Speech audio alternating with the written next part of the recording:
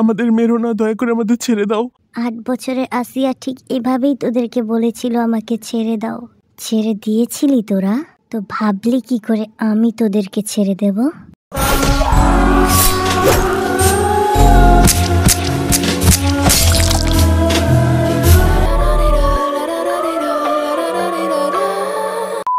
আবার একটা খুন এভাবে যদি দিনের পর দিন চলতে থাকে তাহলে দেশ থেকে আবর্জনা মুক্ত হবে স্যার। একজন আইনের রক্ষক হয়ে খুনির পক্ষে কথা বলতে আপনাদের লজ্জা করে না? I am sorry sir.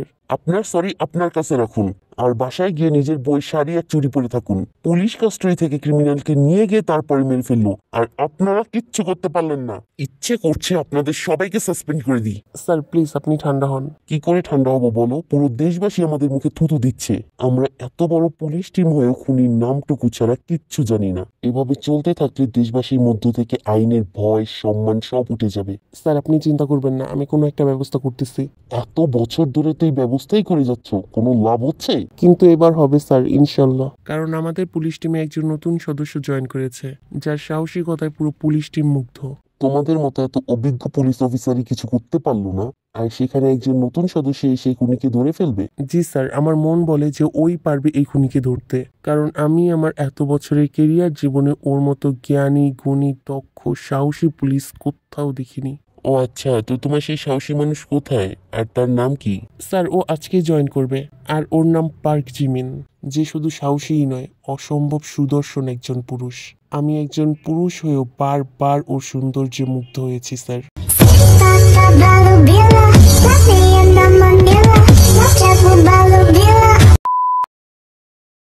তোমার খুব ইচ্ছে ছিল না আমাকে পুলিশ ইউনিফর্মে দেখার? আমি তোমার ইচ্ছে পূরণ করেছি।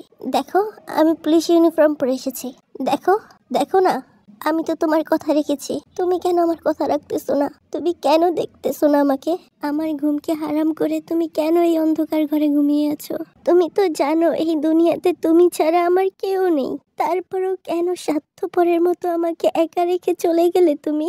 এতটা স্বার্থপর কিভাবে হলে? হ্যালো স্যার, ডিবি সাহেব আপনাকে ডেকেছেন। আসছি। আচ্ছা তাহলে আমি এখন আসি। আই এম সরি, আজকে বেশি সময় দিতে পারলাম না।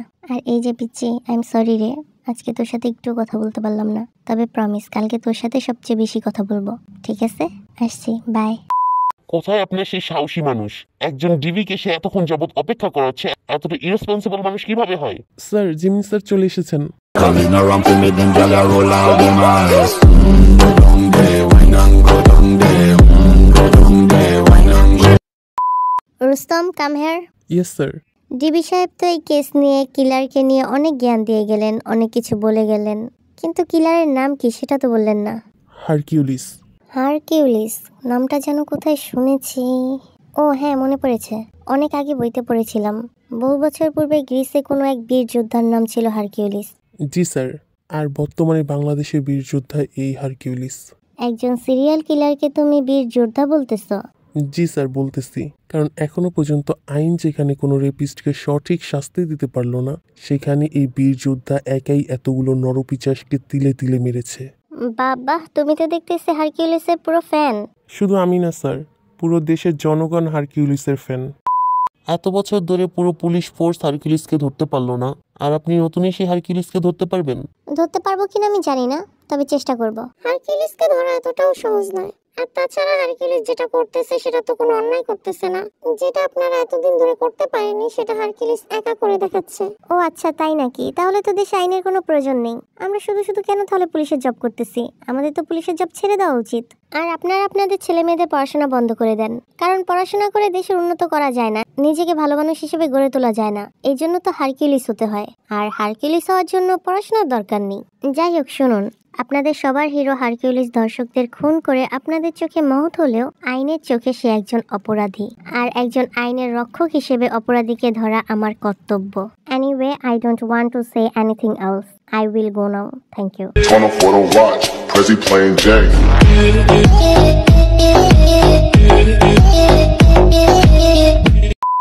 দয়া করে আমার টাকাগুলো ফিরিয়ে দেন। আমার মেয়ে প্রচুর অসুস্থ। এই টাকাগুলো দিয়ে আমি আমার মেয়ের জন্য ওষুধ কিনে নিয়ে যাব। আমার কাছে এই টাকা ছাড়া আর কোনো টাকা নেই। যা শালা, ভাগ এখান থেকে। দয়া করে আমার টাকাগুলো দিয়ে দেন, আমি আপনাদের পায়ে ধরি, প্লিজ আমার টাকাগুলো ফিরিয়ে দেন। যাবি এখান থেকে নাকি আরো কেলানি খাবি? ওর টাকা ওকে ফিরিয়ে দে, নয়তো মারবো এখানে, লাশ পড়বে ভূষানে। দুঃখিত ভুল ডায়লগ দেওয়ার জন্য। মারবো এখানে, লাশ পড়বে শ্মশানে। তাড়াতাড়ি টাকা ফেরত দে। কে বে তুই? তোর কথায় আমি টাকা ফেরত দেব? আমার নাম হলো কাফিয়া, আর আমি হলাম এই এলাকার মাফিয়া। তাই বেশি কথা না বাড়িয়ে ওর টাকা ওকে দিয়ে দে। একটা মেয়ের কথায় আমরা ওকে টাকা ফেরত দিয়ে দিব? কাপুরুষ মনে হয় আমাদের। না, কাপুরুষ মনে হয় না, হিজড়া মনে হয়। কি বললি শালি তুই? আমার কোনো বড় বোন নেই যে তুই আমার দুলাভাই আর আমি তোর শালি। আর যদিও আমার বড় বোন থাকতো, তারপর তোর মতো একটা কুলাঙ্গারের কাছে আমি আমার বড় বোনকে দিতাম না। তাই শালি বলার অধিকার তোর নেই। চুপচাপ টাকা ফেরত দে। দিব না, কি করবি? তেমন কিছু করবো না, জাস্ট একটু অ্যাকশন সিনে চলে যাব, কারণ আমি শুধু হাসাতে না, কাঁদাতেও পারি baby.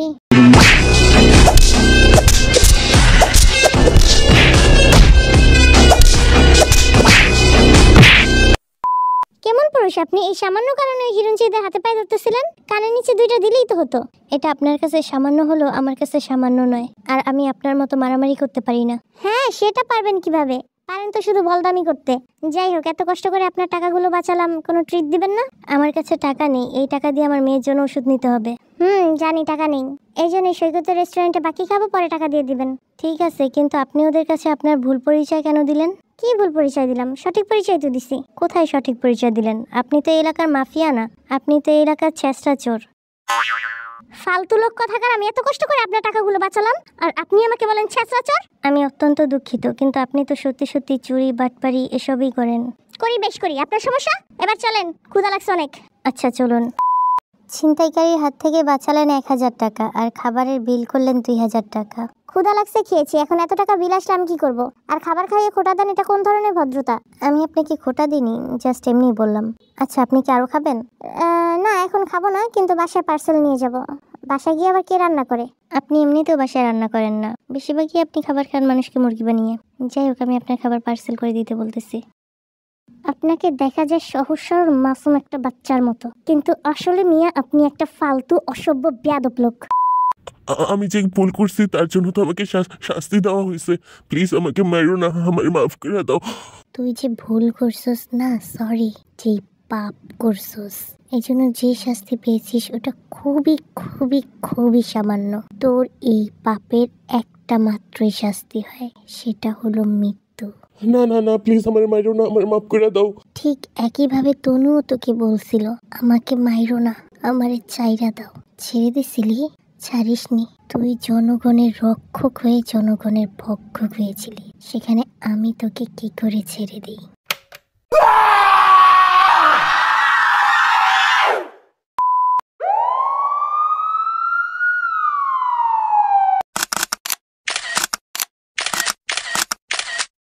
Has anything been found? No sir. Sir, Hercules প্রচুর চালাক, একটা ক্লু রেখে যায় না। এটা কিছুতেই সম্ভব নয়, কোনো না কোনো ক্লু অবশ্যই রেখে গেছে। ভালো করে খোঁজো তোমরা। Yes sir. রুস্তম, তোমার হাতে ওটা কি? Letter sir. কার? তোমার গার্লফ্রেন্ডের? নো স্যার, হারকিউলিসের। তো হাতে ধরে বসে আছো কেন? কি লেখা এখানে বলো? ওই স্যার, বরাবর মতো যেটা লেখা থাকে ওইটাই লেখা আছে। বরাবরের মতো কি লেখা আছে? তোমার বিয়ের ডেট লেখা আছে? না স্যার, আমার বিয়ের ডেট লেখা নেই। এখানে ডেট লেখা হচ্ছে আজকের খুনের, আর পরবর্তীতে যেই খুন করবে সেই ডেট লেখা আছে। এর মানে হারকিউলিস আগে থেকে জানিয়ে দেয় কোন তারিখে খুন করবে? জি স্যার। ওয়াও, দারুণ। খুনির দিন তারিখ সবকিছু দিয়ে যায়, তারপরও আমরা খুনিকে ধরতে পারি না। জনগণের যে এখনো আইনের প্রতি সামান্যটুকু আস্থা আছে, এটা আমাদের দাদার ভাগ্য।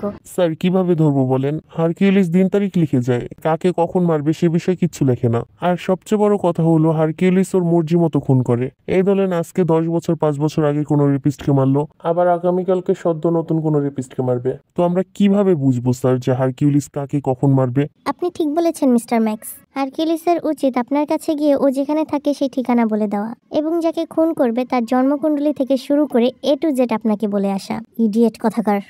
না মানে sir, I am sorry. Rustam, নেক্সটে কি লেখা আছে পড়ো। তেমন কিছু লেখা নেই, শুধু লেখা আছে যে ধর্ষক নিধনকারী হারকিউলিস। আর কি লেখা আছে? আর শুধুমাত্র একটা কোড দেওয়া আছে। কিসের কোড? সেটা বলতে পারবো না। ওইখানে কি কোড লেখা আছে সেটা তো মুখে বলতে পারবে? হ্যাঁ স্যার, এটা অবশ্যই বলতে পারবো। এখানে লেখা আছে NTMM10। NTMM10 এর মানে কি? আচ্ছা, ওর প্রত্যেকটা লেটারে কি কোড লিখে দিয়ে যায়? জি স্যার। সেম কোড নাকি ভিন্ন? সম্পূর্ণ এক না, কিছুটা ভিন্ন রয়েছে। আচ্ছা, সেই কোডগুলো বলো। ওগুলো তো এখন আমার কাছে নেই, ওগুলো তো থানাতে। ওকে, তাহলে চলো, হারি আপ। আমার হয়েও না হওয়া মহারানী, কেমন আছেন আপনি? জানেন আজকে বিশ্ব ভালোবাসা দিবস।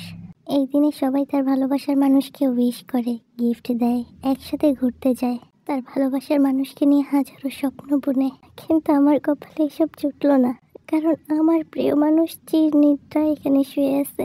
আমি তো আপনার সব সত্য পালন করেছিলাম, তারপরও কেন আপনাকে আমি পেলাম না? কেন আপনাকে নিয়ে একসাথে পথ চলা হলো না আমার? আর এই যে পিচ্চি, সে না হয় আমার পর, তাই আমার কথা ভাবলো না, কিন্তু তুই তো আমার পর না, তুই তো আমার নিজের বোন। তুই কেন আমার কথা ভাবলি না? তুই কেন আমাকে ছেড়ে চলে গেলি? তোরা দুজনেই খুব স্বার্থপর, খুব খুব স্বার্থপর। নিজেরা তো এখানে শান্তিতে শুয়ে আসোস, আর আমাকে দেখ, জিন্দা লাশ হয়ে আছি আমি।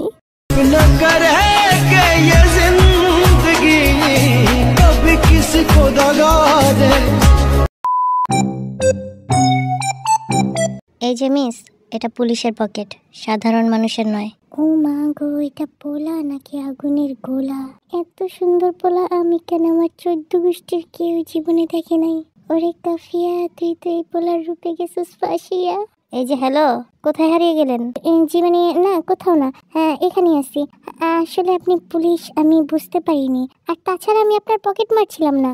আপনার মানিব্যাগটা পড়ে যাচ্ছিল, এই জন্য আপনার মানিব্যাগটা সুন্দর করে রাখতে গিয়েছিলাম আর কি। ও আচ্ছা, তাই নাকি? এসব ধান্দাবাজি আমাকে শিখাবেন না, এসবে আমি PhD কমপ্লিট করে এসেছি। আমি সত্যি বলছি, বিশ্বাস করুন। স্টপ। ফার্স্ট টাইম এজন্য ছেড়ে দিলাম, নেক্সট টাইম সোজা জেলে। Okay okay sir. Now get lost. হ্যাঁ যাচ্ছি, তবে একটা কথা বলার ছিল। হোয়াট? আপনি দেখতে অনেক সুন্দর, আপনার নাম কি? জেলে যাওয়ার ইচ্ছা আছে? না নেই, তবে আপনি যদি সেই জেলের জেলার হন তবে যাওয়ার ইচ্ছা আছে। পুলিশের পকেট কাটা, আবার পুলিশের সাথে ফ্লার্টিং করা, সাহস আছে বলতে হবে তোমার। হ্যাঁ, সেটা আমার অনেক আগের থেকেই আছে। মেয়ে মানুষের অতিরিক্ত সাহস খুবই ক্ষতিকর। নাও গেট আউট। স্যার, বারবার আউট আউট করেন না, কারণ আপনি নিজেই কিছুদিন পরে আউট হয়ে আমার প্রেমে হাবুডুবু খাবেন। যাই হোক, আমাকে এমনিতেও এখন যেতে হবে, কারণ আমার একটা ইমার্জেন্সি কাজ আছে, এজন্য আপনাকে আজকে বেশি সময় দিতে পারলাম না। তবে খুব শীঘ্রই আমাদের আবার দেখা হবে, আর সেদিন হাতে অনেক বেশি সময় নিয়ে আসবো ইনশাল্লাহ। আর আপনার নাম তো জানা হলো না, থাক সমস্যা নেই, ধীরে ধীরে জেনে নেব। শুধু নাম না, অনেক কিছুই জেনে নেব, বুঝে নেব, দেখে নেব। যাই হোক, আমার নামটা মনে রাখবেন। নাম আমার কাফিয়া, আমি হলাম এই এলাকার মানবতার দড়িওয়ালা, মানবতার ফেরিওয়ালা। ওত্তরি, আমি তো মেয়ে। মানবতার দড়িওয়ালি, ধাত্রী কি মানবতার ফেরিওয়ালি? হ্যাঁ, সেটা ভালোভাবেই দেখতে পাচ্ছি। কতটা মানবতার ফেরিওয়ালি আপনি। ধাত্রী কি আজকে কোনো ইনকামই হলো না, যেদিকে তাকাই সেদিকে শুধু ওই পুলিশ ব্যাটারে দেখি। ইস, কি সুন্দর ফেস, ওরে কি গুলুমুলু লাগে না দেখতে। আমি তো পুরাই ফিদা হয়ে গেছি। প্রথম দেখাতেই সে আমাকে পাগল দিওয়ানা বানিয়ে দিল, না পাগলি দিওয়ানি বানিয়ে দিল। হায়, কি যে করি। নারে কাফিয়া, এখানে বসিয়া তাকে না ভাবিয়া কাজে চলিয়া যা, কারণ কাজ না করিলে তোর পেট চলিবে না, তাই আগে কাজ করিতে যা। কিরে, ওইটা কি? আমাদের মহল্লার সেই বিখ্যাত বলদা বেটা ভিনা। আরে বলদাও না, বেটা একটা ছেচ্ছর মার্কা, মুখে কোনো কথা আটকায় না, যখন যেটা আসে ঠাস ঠাস করে বলে দেয়। পাশের মানুষটা কি ভাবলো না ভাবলো সেটার কোনো পরোয়াই করে না, আজেইরা লোক। আচ্ছা, এই সময় এখানে কি করে, গিয়ে জিজ্ঞাসা করি। এক্সকিউজ মি, এখানে আপনি বসিয়া বসিয়া কি করিতেছেন? ডিজে গানে নাচতেছি। তারা কথা ছাড়া উত্তর দিতে পারেন না, তাই না? আচ্ছা যাই হোক, আপনার মেয়ের এখন কি অবস্থা? আলহামদুলিল্লাহ, আগের থেকে অনেকটা ভালো আছে। শুনে খুব ভালো লাগলো। আজকে দিনটা আমার কাছে এমনিতে অনেক ভালো ছিল, তার উপর আপনার মেয়ের কথা শুনে আরো বেশি ভালো লাগলো। আচ্ছা, আপনি কি কখনো কারো প্রেমে পড়েছিলেন? না, কিন্তু আমি পড়েছি, সেটাও প্রথম দেখাতে, তাও আবার আজকেই। তো কার পকেটে প্রেমে পড়লেন? একটা ছেলের। কি পকেটের প্রেমে মানে? যত সব ফালতু কথা, এসব আজেরা কথা ছাড়া আপনি আর কোনো কথা পান না? পকেটের প্রেম করতে যাব কেন? একটা ছেলের প্রেমে পড়েছি, সেটাও আবার অনেক সুন্দর একটা ছেলে, যারে দেখলেই বুকের ধারকান ধুক ধুক ধুক ধুক করতে থাকে। আচ্ছা, একটা কথা বলবো? অনুমতি দিলেও বলবেন, না দিলেও বলবেন। তাহলে শুধু শুধু পারমিশন নিচ্ছেন কেন? বলে ফেলুন। যদিও অনেকদিন ধরেই বলতে চেয়েছিলাম, কিন্তু বলা হয়ে ওঠেনি। আজকে বলেই ফেলি। জান্নাতটাকে আপনি কি করে ওর নাম জানলেন? আপনার গাড়িতে, বাড়িতে, হিসাবের খাতায়, সব জায়গাতেই জান্নাত লেখা। আমার জানা মতে আপনার মেয়ে ছাড়া আপনার দুনিয়াতে কেউ নেই, আর তার নাম নূর। তাহলে এই জান্নাত কে? আমার মায়ার রাজ্যের মহারানী। এর মানে আপনিও কারো প্রেমে পড়েছিলেন? কিন্তু একটু আগে তো বললেন যে আপনি কারো প্রেমে পড়েননি। আমি কারো প্রেমে পড়িনি, কিন্তু কারো মায়ায় গভীরভাবে পড়েছিলাম। আর যে মায়া কাটানো আমার পক্ষে কখনোই সম্ভব নয়। ও আচ্ছা, তাহলে তো সে মনে হয় অনেক সুন্দরী ছিল। জানি না, কারণ সেভাবে কখনো তাকে দেখাই হয়নি। তবে সে অনেকটা মায়াবতী ছিল। না দেখেই প্রেমে পড়ে গেছেন? ইন্টারেস্টিং তো। আপনার প্রেম কাহিনীটা জানতে অনেক ইচ্ছে করতেছে, একটু বলুন প্লিজ। না। কেন? কারণ আমার ইচ্ছে করতেছে না, এই জন্য। প্লিজ প্লিজ একটু বলুন না প্লিজ। না বললাম না? আচ্ছা ঠিক আছে, কিন্তু এতটুকু তো বলা যাবে, সে এখন কোথায় আছে? পরপারে। কি মানে সে মারা গেছে? I am sorry, it's okay. এই জন্যই আপনি সবসময় চুপচাপ থাকেন আর এরকম অদ্ভুত ব্যবহার করেন।